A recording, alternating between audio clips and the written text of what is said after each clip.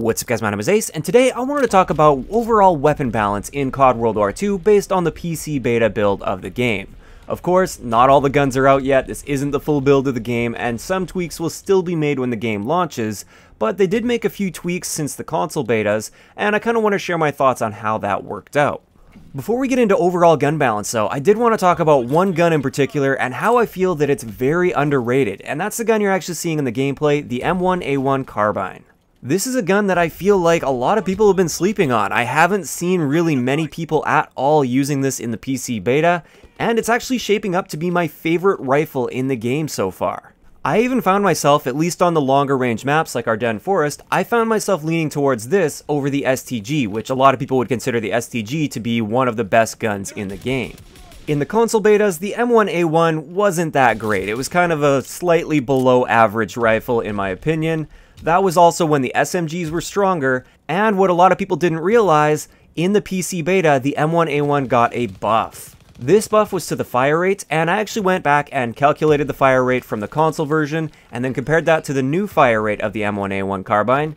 And based on my hand testing, what we saw in the console betas, it had a maximum fire rate cap of 356 rounds per minute. Comparing that with the PC beta, in the PC beta, we got 371 rounds per minute.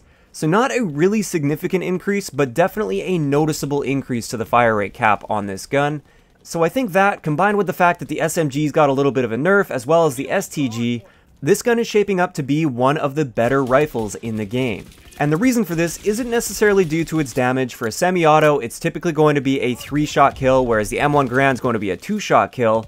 The big difference between these two rifles is the M1A1 you can spam at maximum fire rate and still be deadly accurate. There's almost no recoil to this gun, whereas with the M1 Garand, if you spam the trigger and reach that fire rate cap, your shots are going to be all over the place because there's a decent amount of recoil with the Garand. This is one of the reasons I really enjoyed this gun, especially with high caliber, because with high caliber I was finding myself getting a lot of 2-shot kills, and I could actually actively aim for headshots because I didn't have to worry about recoil at all, just flinch. So if you guys didn't give the M1A1 an honest go, I would highly recommend doing that. Unfortunately, by the time this video goes live, the servers will probably be down for the PC beta, but when the full game launches, definitely give this rifle a go. So now that we got that one specific gun covered that I wanted to talk about a little bit in this video, let's talk about overall gun balancing in the PC beta and how I feel about it so far. Is it in a good place? Does it need some work? What are we looking at so far? I would say in comparison to the console beta, it's definitely improved quite a bit. We see a lot more variety than just SMGs. I would say we're still seeing a lot of SMGs. They are still one of the better classes, and I think that's an okay thing. I like that they didn't just completely destroy SMGs with their nerfs. All they did to the SMGs, just in case you missed that, is for some of them it seems like they reduced their fire rate just slightly, but for all of them, they actually reduced their ranges. This means most of these SMGs are no longer viable within the standard like assault rifle ranges, those mid to somewhat longer ranges. You do have to use these a little bit more up close and personal, as you should. I think that was a perfect change. They nerfed the SMGs in the ranges where they shouldn't have been really excelling, without destroying them in the areas where they should be excelling. So, great job with that nerf so far. Of course, I think maybe some tweaks are still in order for some individual SMGs, but overall, as a class, I like what I was seeing in the PC beta. SMGs were no longer the, clearly dominant class on every map. They were on some maps, like Point du Hoc, of course, but on Ardennes Forest, for instance, that's mainly a rifle map now, whereas in the console beta, you saw a lot of people still running around with SMGs, even though it was a lot of longer lines of sight. As for the rifle class and the balancing between the different rifles in the game, in the console build of the game, it was pretty clear that the STG was on top. It was clearly the best rifle, and nothing else really came close, it felt like.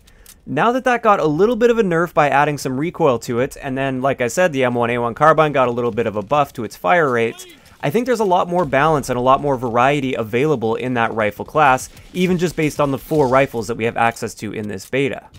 I was seeing all of the rifles pop up relatively often, aside from the M1A1. Like I said, I think it's a very underrated rifle that I didn't see enough of. I thought I would be seeing more after using it a little bit and realizing what kind of potential this rifle has.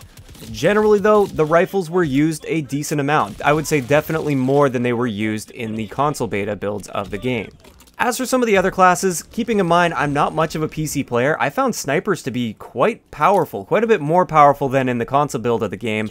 I think that's just inherently how the controls work in PC. I'm pretty sure it is just a little bit easier to snipe on PC, or easier to excel with a sniper rifle on PC compared to console. But I was definitely running into a lot of very good quickscopers in this beta. I would say a lot more than I saw in the console beta. And then shotguns. Shotguns are always a very controversial weapon class to be talking about because they do have that one-shot ability. I feel like a lot of people fail to recognize that the skill with shotguns doesn't come down to accuracy or anything like with the other guns. It all comes down to your map knowledge and how you're able to navigate the map effectively. But I feel like shotgun balance isn't that bad overall. Honestly, the toggle action I think is a bit weak, and I think they wanted to avoid a brechy incident like Black Ops 3, where they have that semi-auto shotgun that's just ridiculous. So I see where they're going with that, and honestly, I think the shotgun balance is generally pretty good. If you get up close and personal, shotguns are quite deadly to be fighting against. But if you manage to keep your distance and you don't take those corners really tight and you don't go into those close quarters areas when you know that an enemy is using a shotgun, you're going to be able to counter those shotguns just fine. I thought I'd also throw in here, since we're talking about shotguns, incendiary shells. Personally, I don't have much of an issue with these shells, and I prefer not using them. As far as I'm aware, you have a very similar one-shot kill potential with incendiary rounds compared to non-incendiary rounds or the regular shotgun shells. The only difference is the incendiary rounds have a shorter instant one-shot kill potential, but they have that burn effect where if you're within the normal one-shot kill potential, that burn effect will eventually kill them, but they now have an opportunity to kill you before they go down. Personally, I prefer having a greater instant one-shot kill potential so they don't have that opportunity to shut me down as well. I can drop them a lot better without those incendiary shells, and I actually found myself using the airborne division with shotguns much more often than expeditionary because I didn't like the incendiary shells anyways, and I'd rather move around the map faster with a shotgun class. So I don't see them as being a big issue. I can understand how it's annoying to die to those. Sometimes it is quite annoying because you win the gunfight against the shotgun guy, you kill him, but then you still die anyways after he's already dead, and it's kind of like a lose-lose situation.